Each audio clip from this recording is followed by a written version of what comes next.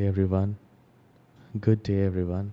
Do not buy any car insurance without comparing it. So I would always recommend to go to the Play Store and look for the genuine apps with good ratings.